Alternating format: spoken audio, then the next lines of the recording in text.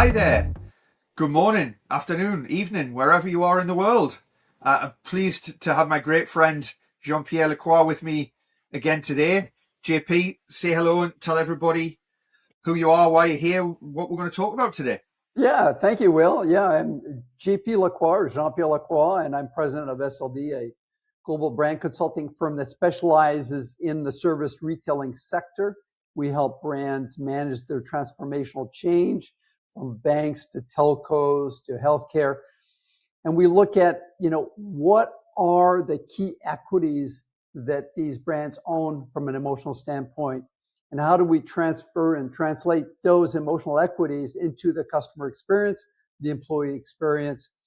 And most recently, I wrote a book, the Think Link Tenets, which really encompasses 7 principles that drive how brands have been successful in their transformational program. And so I'm excited about having conversations with Will, longtime friend of mine, co-collaborators on some of the major transformational programs in telcos.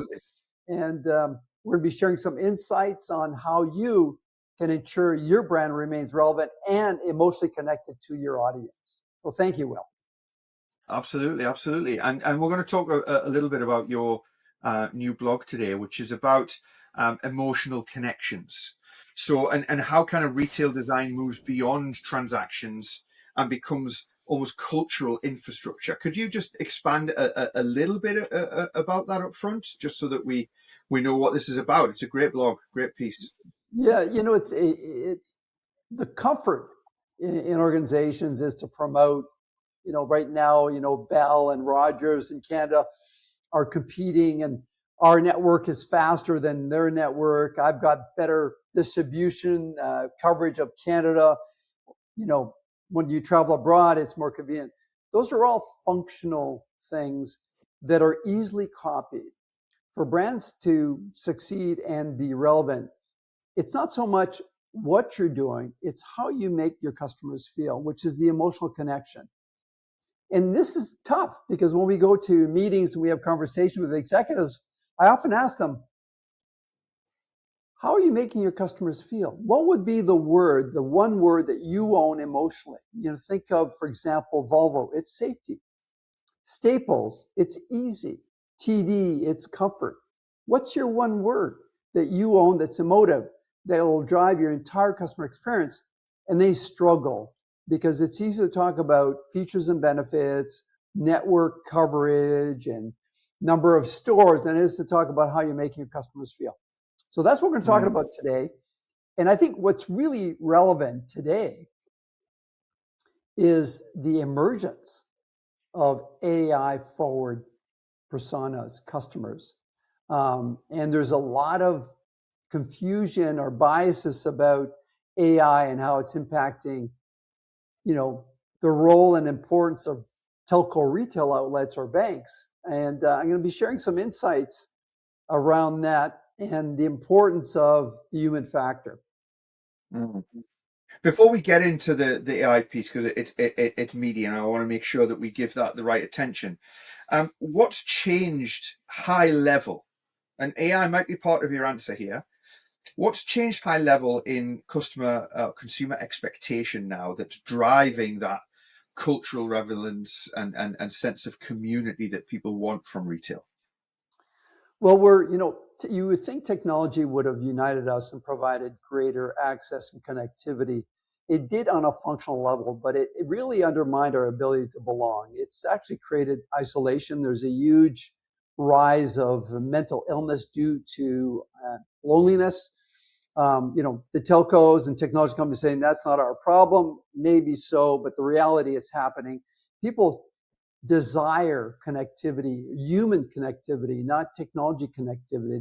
They want to engage and have a sense of being part of a community, and they tend to gravitate towards brands and provide loyalty to brands that deliver on that community. We did a big study in the banking industry on the importance of community, and what we found out was consumers aspire to be part of a community, and they were willing to devote more loyalty to a financial institution that is committed to the community, actively committed to the community, not just some sponsorship here and there. It actually involved at the local level, enabling the managers to engage at the local level with their staff in the communities.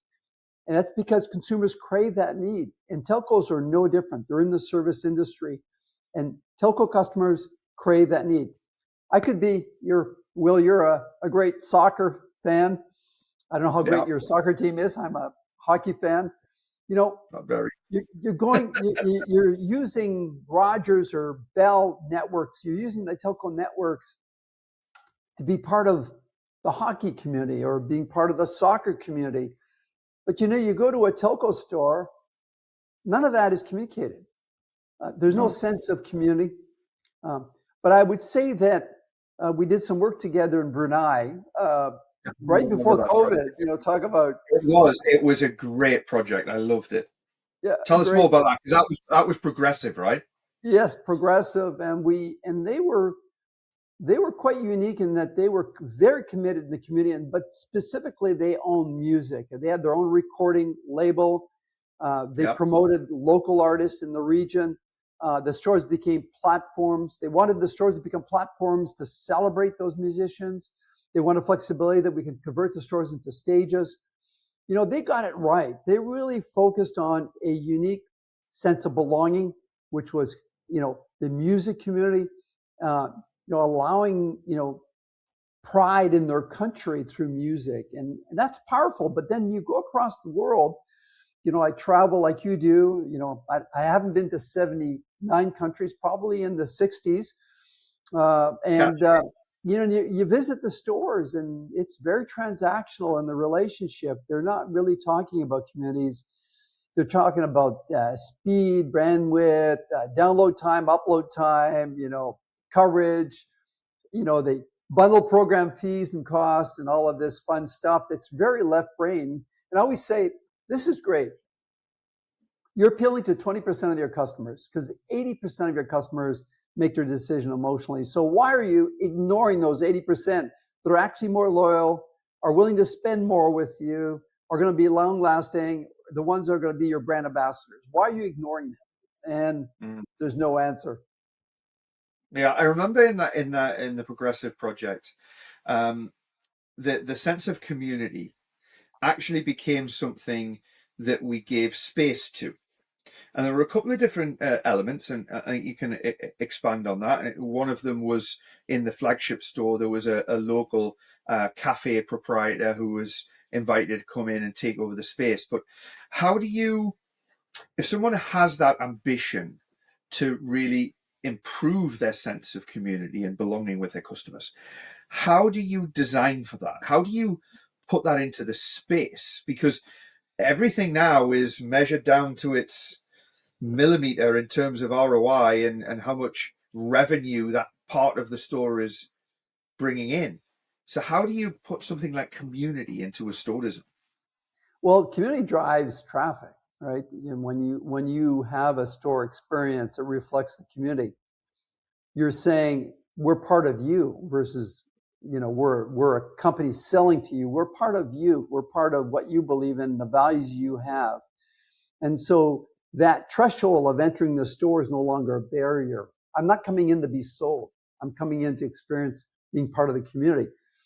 That's number one. Number two is that, there's so much brands can do at a community level. We work with a large financial institution whose new campaign is more human, for a bank. And they've kind of figured it out that it's not about technology. It's about being more human.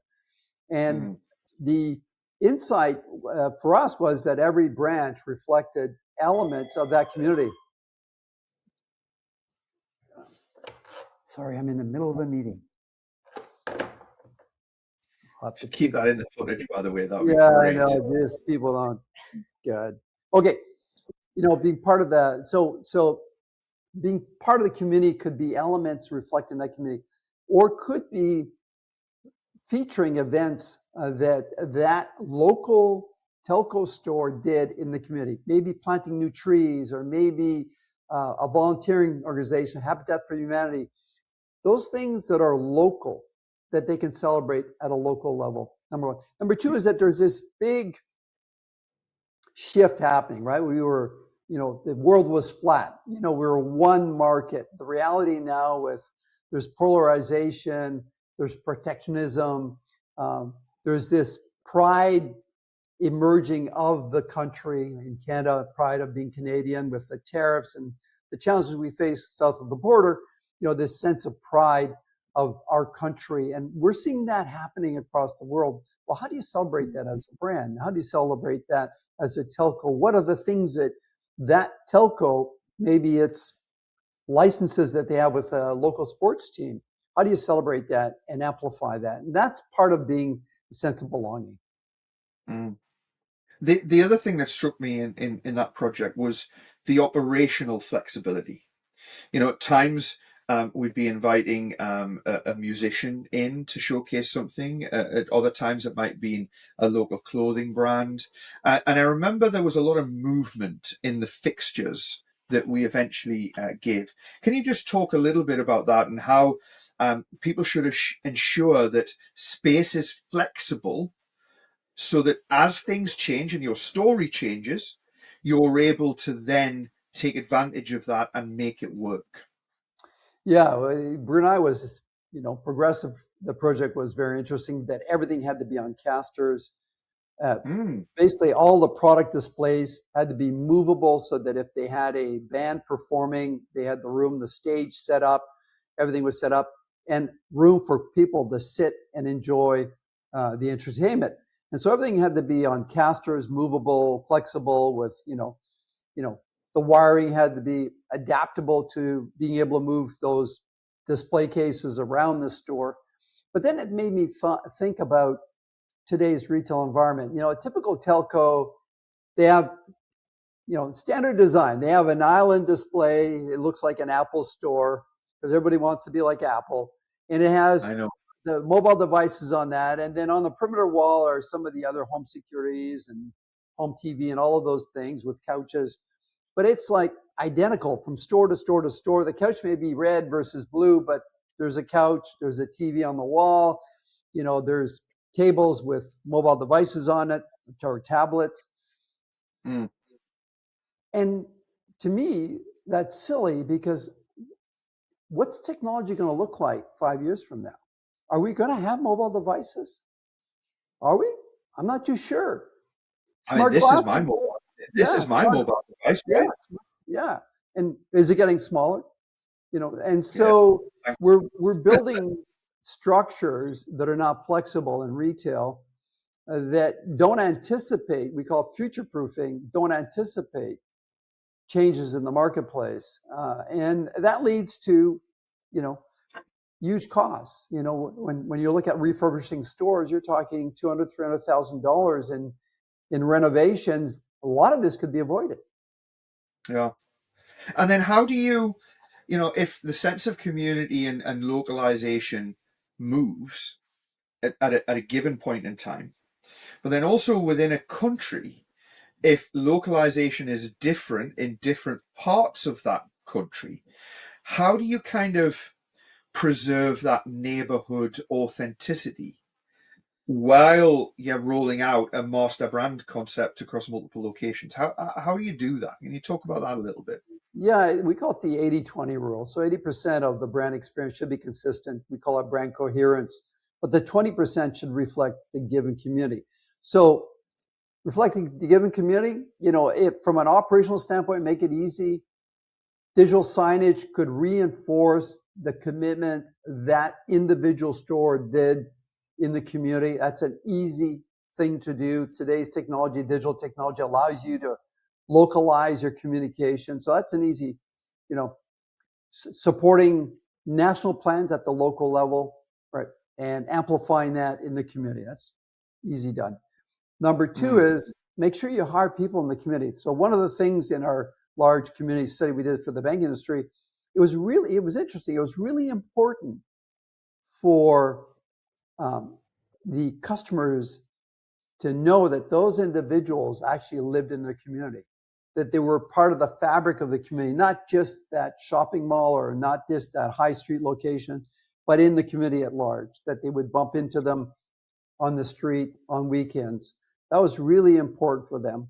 And then the other Mm. one was legitimate contribution to the community, not hearsay, but active contribution to the community. And that could be using the stores, for example. We did this for a large bank in California, where the store at nighttime, their boardrooms are accessible 24/7 for small businesses to rent. There's free coffee, and they can use it for meetings, staff training, right? Being part of that fabric of the community, using the store beyond selling merchandise and selling mobile devices or plants. And so there's a tiering of things that, cybersecurity is a big issue today. Why are telcos not promoting cybersecurity? Why are there no seminars on cybersecurity? How to keep your mobile device and your online presence safe? Why? Why? It's such a big issue, but telcos are silent on this. And so there's huge Interesting. opportunities. Yeah, and that leads me to the next thing I was going to ask you, because you talk a lot in the blog about humanizing technology, and you mentioned AI right up front. How can we do that? What have you seen out there in some of the projects that really make that technology become more real and more accessible to people who might be a little bit scared of the technicalities of it?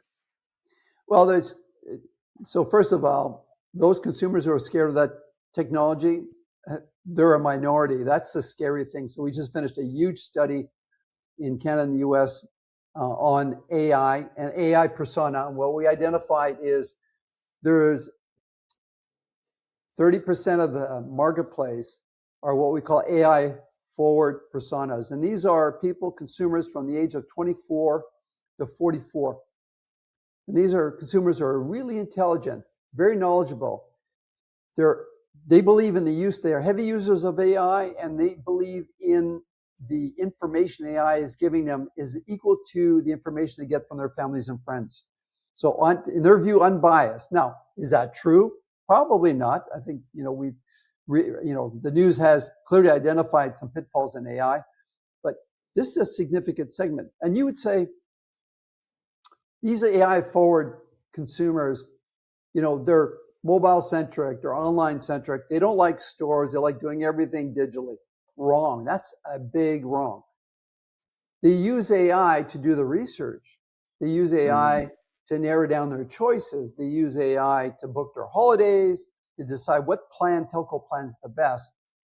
But when it comes to making a decision, a final decision, they want to deal with humans. And they want to deal with humans across the entire seamless channel. So if they're connecting over the phone, they want to deal with a person, not an AI chatbot. If they're going online and they're having issues and they say help, they don't want to deal with a chatbot. They want to deal with a real human who's engaging with them. If they're going to a store, they don't want to go to an interactive screen to do a triage. They want to deal with the individual. They want to talk to a human. And that's the key insight. And these are AI forward consumers. These are people who are early adopters of technology. They're the people who, view AI as an effective tool, to believe in that tool, but they still believe in the importance of human. And that's where there's a huge opportunity. You ask, what's the opportunity for telcos? Enable your staff. Human plus AI is powerful. The ability of customizing packages on a local level, the opportunity of, hey, this consumer is on this plan. They could be on this plan. We can actually save them money. If we move you to this plan, we'll save you money. Because AI is showing you, here's the algorithm. Here's your usage, insight on your usage of your quad play. And here's where you're not using the platform and you're wasting money. Let us save you money, or let us help you optimize the services we offer, because we're in your camp, right? Yeah. Right now, telcos are not in the consumer's camp. AI is. And that is a big danger for telcos. It'd be an interesting conversation to have with a CFO, that one, I guess. Yeah. And I think that might take some convincing. But I mean, if it brings me to my next question, if there are CEOs, CFOs, heads of retail listening to this in telco, what are the takeaways here and from your blog that you'd like them to act upon? What do you want them to do? What would you urge them to do? Embrace AI as a tool to drive back of house efficiencies, for sure. Mm. Absolutely. Inventory management, product selection by local product selection, staffing models from a standpoint of peaks and value. Those are AI is a valuable tool to be able to do those predictive, projective analysis for them. On the front end, when you're spending all that money on the back end, don't overlook the human factor. Don't overlook technology that will enable your staff to do a better job with consumers. Don't overlook how consumers are using those technologies to make decisions. A simple question. If I'm doing an AI search, how does your brand show up? How does your brand show up? Do you have a Wikipedia page? Is it up to date? Because that's the first place AI goes to analyze your company. What's your social media platform? Is it AI friendly? Is your website AI friendly? Right? These are all things that organizations need to look at right now. These are not nice to have. These are must-haves. And specifically about enabling the staff, that those tablets, their platforms. Is there an AI embedded analysis that gives them some recommendations for that customer? It gives them insights that the customer is not aware of. That's powerful. It is really powerful. And I think, you mentioned inventory management there, and that got me thinking there, because in the days of just-in-time inventory, AI should and can and does very easily enable that to happen. And it's really interesting about what you're saying around using that for the greater good. I was working with an operator recently, and they have a lot of franchise stores that can't necessarily, for financial reasons, hold a huge amount of stock. But what was happening is they weren't using AI for that just-in-time inventory. They weren't even using other channels and integrations between channels to then enable that endless aisle. And if a customer in a franchise store wanted a device X and they didn't happen to have it, but there's hundreds in the warehouse, then use that channel to deliver it to the customer and still make sure that that franchise channel where the customer's chosen to go to gets the reward for that particular sale. They weren't even doing that. And that's just, it's one level kind of below AI in a sense. It's just connecting the dots. Yeah. So if there's telcos that haven't connected the dots and they then need to inject AI into there, they've got a lot of work to do. So, what are the strategic moves, do you think? What are three things that you think they should be doing to really make a difference here? Well, the first thing isn't AI driven. The first thing is what is that emotional element that they own? What is that one word? Is it trust? Is it comfort? What is that one emotional word that they can amplify that differentiates them from their competition? Number two is to look outside their industry. I refer to the banking industry, the financial industry. There are parallels. We're all trying to sell bundles. The banking industry is trying to sell bundles, checking, savings, investments, loans, mortgages. Same. Banks are trying to sell intangible products. Same with telcos. Focused on digital transformation. Same as telcos. Have physical footprints that are being challenged on their relevancy. Same as telcos. So go outside your industry and look at how other industries are tackling the challenges that are happening, the changes happening in the marketplace. That would be number two, because there's an insights, and I call it learned behavior. How a consumer interacts with a bank is the same expectation they'll have if they interact with a supermarket or a telco. Learn, understand what are those dynamics, those expectations. Amazon has changed from an online experience standpoint. Amazon has reinvented the expectations and constantly changing the bar, raising the bar for retailers. That's why retailers are struggling with online and making it profitable.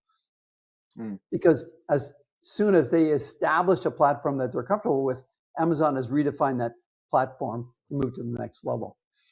And then I would say, enable your staff. Don't look at your staff, your employees, as a cost center. Look at them as a growth center, and look at what is the experience, the physical experience, digital experience is going to empower them to deliver the brand promise.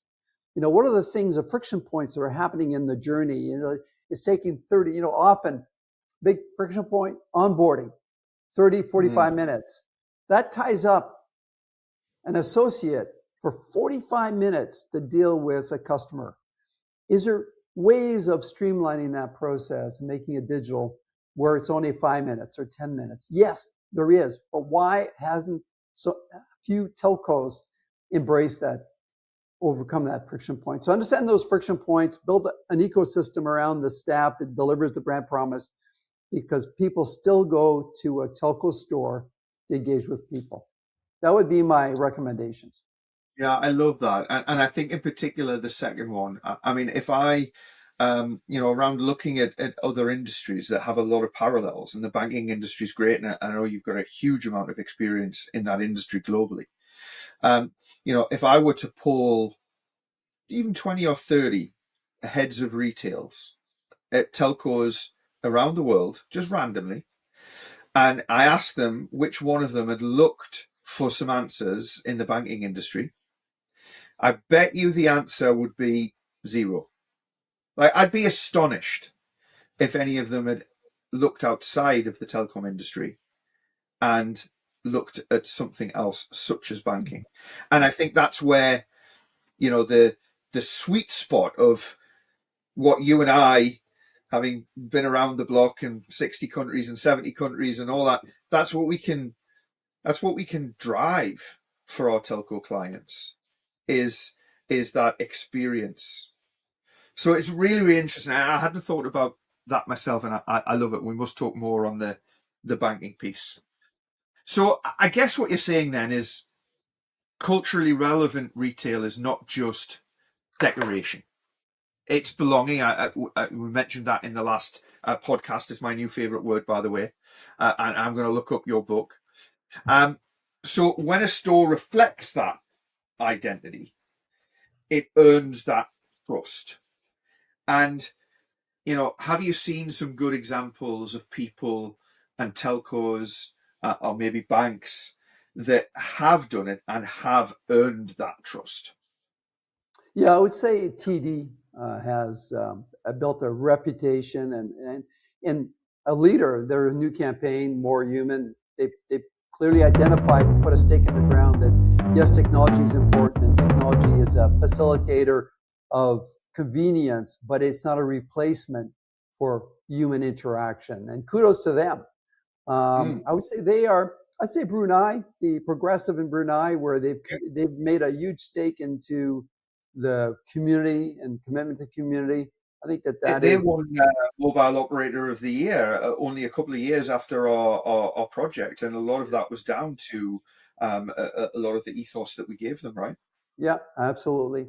But unfortunately, there isn't a long list of look here, look there, do this, do that, because everyone's following everyone else. To your point, I call it nasal gazing. They're looking at their competitor. They're not looking at the bigger picture of how consumers interact with brands in the built environment and what are the things that they need to do to leverage that learned behavior. And I think that's the unfortunate thing and huge opportunity for us.